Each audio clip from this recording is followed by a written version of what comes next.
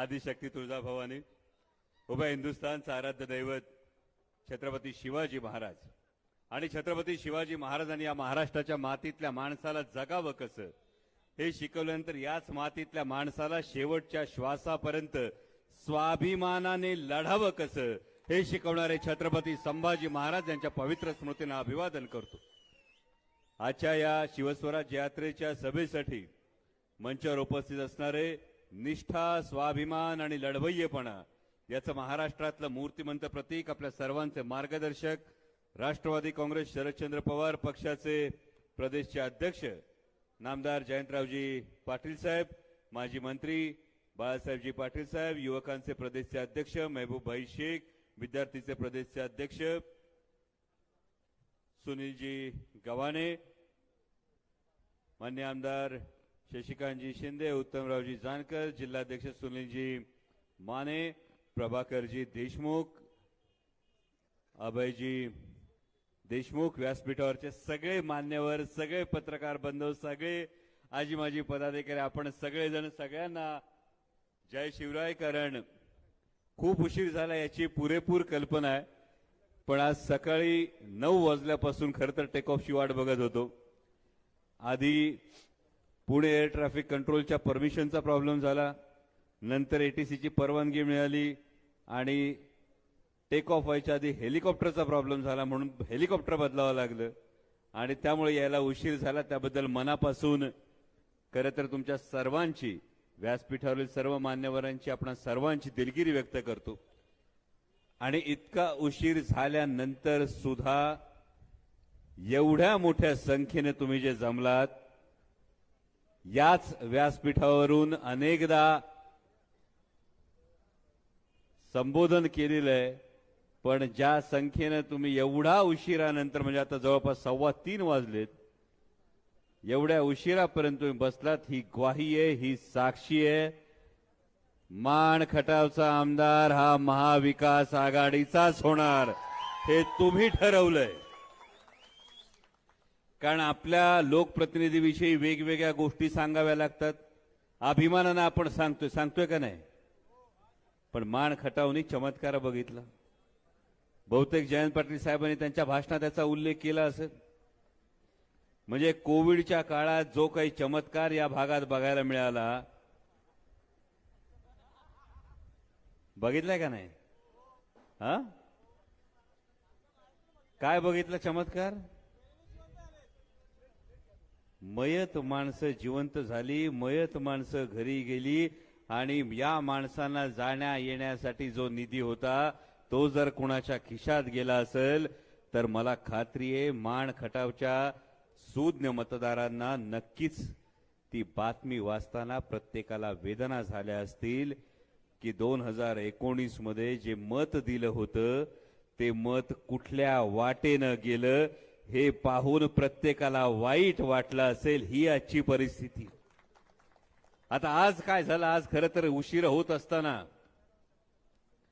येताना पाहत होतो, बातम्या पाहत होतो, गेल्या 2-2.5 वर्षामध्ये महाराष्ट्राच्या राजकारणाने कूच बदलली।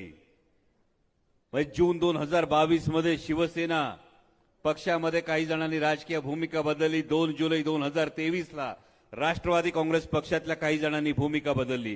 प्रत्येकाने सांगताना काय सांगितलं तर प्रत्येक जण विकासाच्या गोष्टीसाठी गेला, जाऊन बसले कुठं?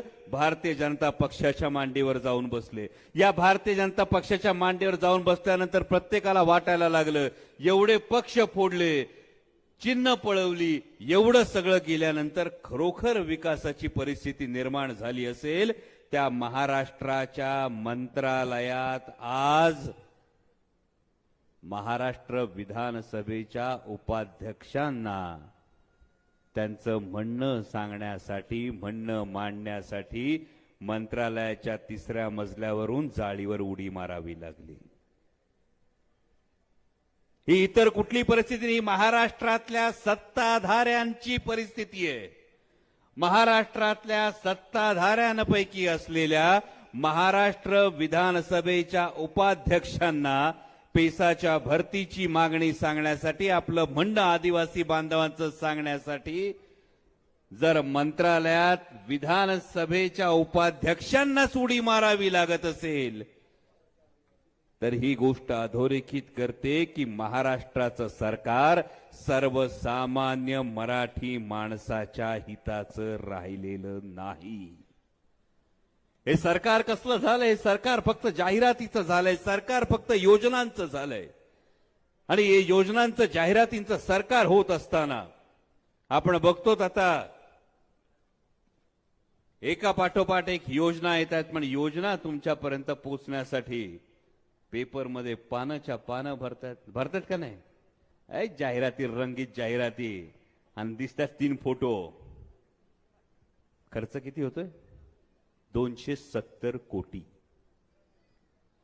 ह्या रंगीत जाहिराती तुमच्यापर्यंत पोहोचण्यासाठीचा खर्च आहे 270 कोटी. आज साताऱ्यातल्या पेपरमध्ये आली की नाही माहित नाही, पण साताऱ्यातल्या मुंबईतल्या पेपरमध्ये आज जाहिरात आहे, योजना दूतांची जाहिरात. 270 कोटी फक्त जाहिरातीचा खर्च. याच्या पलीकडे जाऊन 50,000 युवकांना 6 महिन्यांसाठी 10,000 रुपये देणार योजना दूत. म्हणजे योजना तुमच्यापर्यंत पोहोचवण्यासाठी खर्च किती? 300 कोटी. म्हणजे 270 आणि 300 570 कोटी तुमच्या खिशातले काढलेत. कशासाठी? सरकारची जाहिरात करण्यासाठी.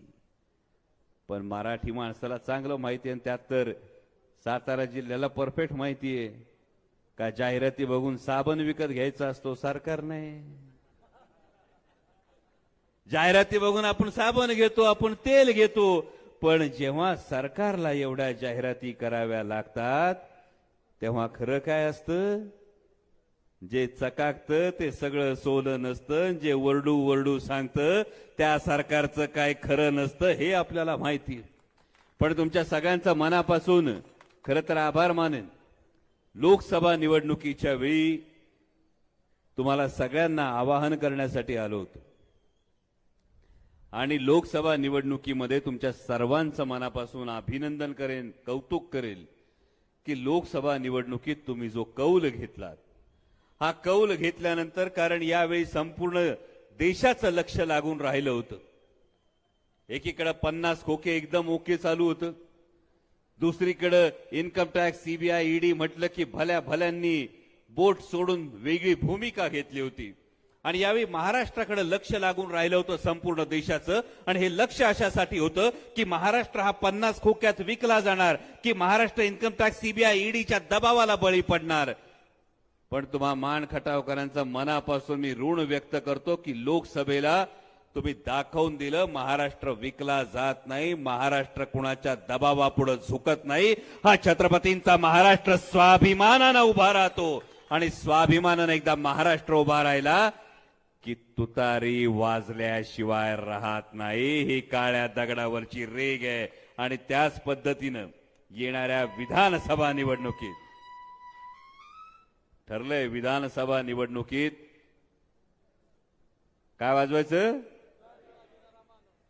बळकट हातात मशाल पेटून त्या मशालीच्या उजेडात तुतारी वाजवा, म्हणजे महाविकास आघाडीचं सरकार आल्याशिवाय राहणार नाही. ही महत्वाची गोष्ट. कारण ही निवडणूक केवळ विधानसभेची निवडणूक राहिली नाही. 2 मराठी माणसांनी या महाराष्ट्रामध्ये निर्माण केलेले पक्ष फोडण्याचं पाप कोणी केलं असेल तर ते भारतीय जनता पक्षाने केलं. आज हरियाणामध्ये निवडणूक आहेत. हरियाणामधल्या मतदान, बहुतेक उद्या मतदान होईल हरियाणामध्ये. पण हरियाणामधल्या मागच्या निवडणुकीची परिस्थिती काय झाली? मंत्र्यांना सुद्धा हरियाणामध्ये मतदारसंघात जाता आलं नाही. मंत्र्यांना सुद्धा हाताला धरून लोकांनी बाहेर काढलं. का बाहेर काढलं? तर सर्वसामान्य शेतकरी बांधवानं जेव्हा 3 कृषी कायद्यांच्या विरोधात आंदोलन केलं तेव्हा या शेतकऱ्यांच्या वाटेत जर तारेचं कंपाऊंड टाकलं, खड्डे खोडले, अश्रुधुराचा मारा केला, लाठ्यांचा मारा केला. हा कोणी केला? भारतीय जनता पक्षाने केला.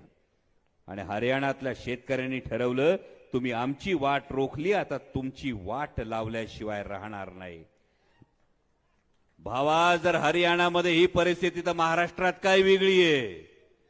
तुमच्या कापसाची वाट लावली, सोयाबीनची वाट लावली, कांद्याची वाट लावली, दुधाची वाट लावली. या सगळ्याची जर शेतकऱ्याच्या ताटात माती कालवण्याचं पाप कुणी केलं असेल तर ते भारतीय जनता पक्षाने केलंय आणि त्यामुळे भारतीय जनता पक्षाच्या राजकीय स्वप्नांना मूठ माती देण्याचं काम आता महाराष्ट्रातल्या शेतकऱ्याला करावं लागेल. महबूबभाई बोलले असतील,